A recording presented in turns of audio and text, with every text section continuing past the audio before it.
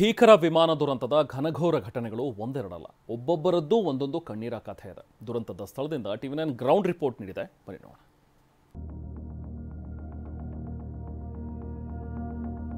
Tea ಅಂಗಡಿಯಲ್ಲಿದ್ದ ತಾಯಿಗೆ ಊಟ ತಂದಿದ್ದ ಬಾಲಕ ದುರ್ಮರಣ. ತಾಯಿ ಕಣ್ಣೆದುರಲ್ಲೇ ಸುಟ್ಟು ಕರಕಲಾದ 14 ವರ್ಷದ ಆಕಾಶ್. ಅಹಮದಾಬಾದ್ನಲ್ಲಿ ನಿನ್ನೆ ನಡೆದ ಭೀಕರ ವಿಮಾನ ದುರಂತದ ಘನಘೋರ ಘಟನೆಗಳು ಒಂದೆರಡಲ್ಲ. ವಿಮಾನದಲ್ಲಿದ್ದ ಒಬ್ಬನನ್ನ ಬಿಟ್ಟು ಉಳಿದ 241 ಜನರು ಗುರುತು ಹಿಡಿಯಲಾರದಷ್ಟು ಸುಟ್ಟು ಕರಕಲಾದ್ರೆ, ವಿಮಾನ ಬಡಿದ ಹಾಸ್ಟೆಲ್ನಲ್ಲಿದ್ದ ಕೆಲವರು ವಿಧಿಯಾಟಕ್ಕೆ ಬದುಕನ್ನೇ ಅಂತ್ಯಗೊಳಿಸಿದ್ದಾರೆ. ಆದರೆ ಇದಕ್ಕಿಂತಲೂ ದುರಂತ ಅಂದರೆ, ವಿಮಾನ ಪತನಗೊಂಡ ಸ್ಥಳದ ಪಕ್ಕದಲ್ಲೇ ಇರುವ ಟೀ ಅಂಗಡಿಯಲ್ಲಿದ್ದ ಬಾಲಕನನ್ನ ವಿಮಾನ ದುರಂತ ಆಹುತಿ ತೆಗೆದುಕೊಂಡು ಬಿಟ್ಟಿದೆ. ಬೆಂಕಿ ಹೊತ್ತಿಕೊಳ್ಳುತ್ತಿದ್ದಂತೆ ರಸ್ತೆ ಬದಿಯಲ್ಲಿದ್ದ ಜನರೆಲ್ಲ ಚೆಲ್ಲಾಪಿಲ್ಲಿಯಾಗಿ ಓಡಾಡ್ತಿದ್ರೆ, ಇಲ್ಲೊಬ್ಬಳು ತಾಯಿ ಭಯ ಭೀತಿಯಿಂದ ಹಿಂದೆ ತಿರುಗಿ ನೋಡ್ತಾ ಪ್ರಾಣ ರಕ್ಷಣೆಗೆ ಓಡಿ ಬರ್ತಿದ್ದಾಳೆ. ಹೀಗೆ ಓಡಿ ಬರ್ತಿರೋ ಈ ತಾಯಿಯೇ ಮೀನಾಬೆನ್. ಅಂದ್ರೆ ಈ ಫೋಟೋದಲ್ಲಿರೋ ಬಾಲಕ ಆಕಾಶ್ನ ತಾಯಿ.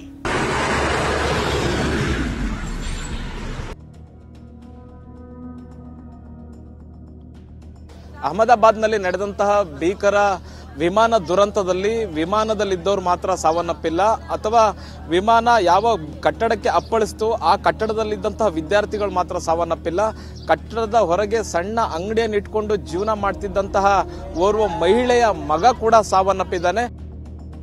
ನಿನ್ನೆ ಮಧ್ಯಾಹ್ನ ಶಾಲೆಯಿಂದ ಮನೆಗೆ ಬಂದಿದ್ದ ಬಾಲಕ ಆಕಾಶ್ ಬಳಿಕ ಊಟ ಕಟ್ಟಿಕೊಂಡು ನೇರವಾಗಿ ತಾಯಿಯ ಟೀ ಅಂಗಡಿಗೆ ಬಂದಿದ್ದ. ತಾಯಿ ಊಟ ಮಾಡ್ತಿರಬೇಕಾದ್ರೆ ಅಲ್ಲೇ ಪಕ್ಕದಲ್ಲೇ ಆಕಾಶ್ ನಿದ್ದೆಗೆ ಜಾರಿದ್ದ.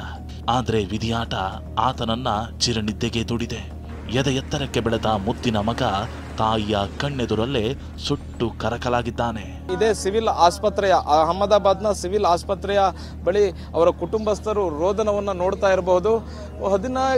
15 ವರ್ಷದ ಹುಡುಗ ಆಕಾಶ್, ಆತ ತನ್ನ ತಾಯಿಗೆ ಊಟವನ್ನು ತೆಗೆದುಕೊಂಡು ಹೋಗ್ತಾನೆ. ಆ ಸಂದರ್ಭದಲ್ಲಿ ಮಗು ಮಧ್ಯಾಹ್ನದ ಊಟ ತೆಗೆದುಕೊಂಡು ಹೋಗಿ ತನ್ನ ತಾಯಿಗೆ ಕೊಡ್ಲಿಕ್ಕೆ ಹೋದವನು ಅಲ್ಲೇ ಇರ್ತಾನೆ. ಆ ಸಂದರ್ಭದಲ್ಲಿ 1:39 ಸುಮಾರಿಗೆ ವಿಮಾನ ಬಂದು ಆ ಕಟ್ಟಡಕ್ಕೆ ಅಪ್ಪಳಿಸುತ್ತೆ. ಹಾಸ್ಟೆಲ್ ಕಟ್ಟಡಕ್ಕೆ ಅಪ್ಪಳಿಸಿದಂತ ಸಂದರ್ಭದಲ್ಲಿ ಬೆಂಕಿಯ ಜ್ವಾಲೆ ಕೆನ್ನಾಲಿಗೆ ಎಲ್ಲ ಕಡೆ ಚಾಚುತ್ತೆ. ಆ ಸ್ಫೋಟಗೊಂಡಂತಹ ಸಂದರ್ಭದಲ್ಲಿ ಆ ಬಿಲ್ಡಿಂಗ್ ನ ಪಕ್ಕದಲ್ಲಿಯೇ ಇದ್ದಂತಹ ಒಂದು ಪೆಟ್ಟಿ ಅಂಗಡಿ ಏನಿರುತ್ತೆ ಅಲ್ಲಿ ಇದ್ದಂತಹ ಹುಡುಗ ಸಾವನ್ನಪ್ತಾನೆ. ತಾಯಿ ಈ ಕಡೆ ಓಡ್ ಬಂದ್ರು ಕೂಡ ಮಗನನ್ನ ಬಚಾವ್ ಮಾಡ್ಲಿಕ್ಕೆ ಆಗ್ಲಿಲ್ವಲ್ಲ ಅನ್ನುವಂತ ನಿಟ್ಟಿನಲ್ಲಿ ಅವರ ತಾಯಿ ಕುಟುಂಬಸ್ಥರು ಇಲ್ಲಿ ಆಸ್ಪತ್ರೆಯ ಬಳಿ ಬಂದು ಅಳ್ತಾ ಇರುವಂತಹದ್ದು.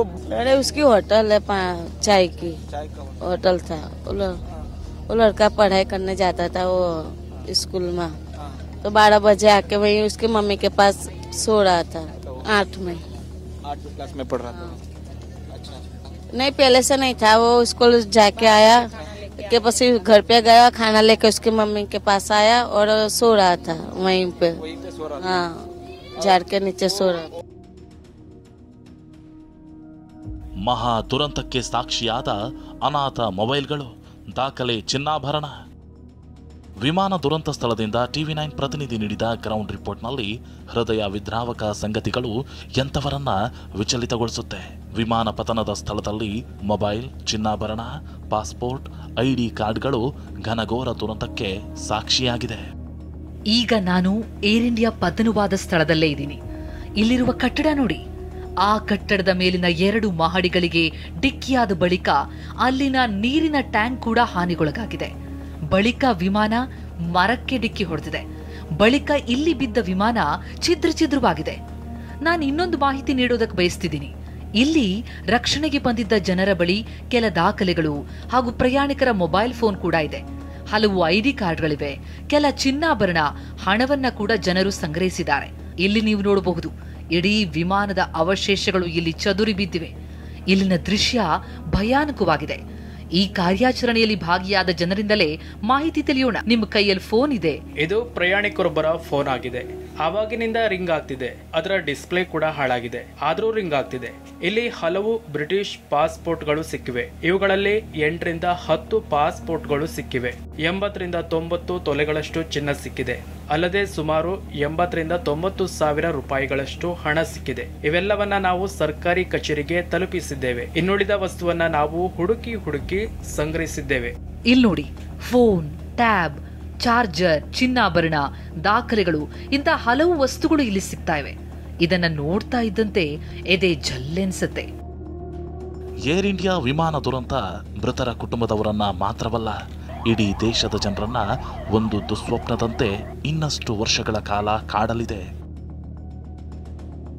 Bureau report, TV9.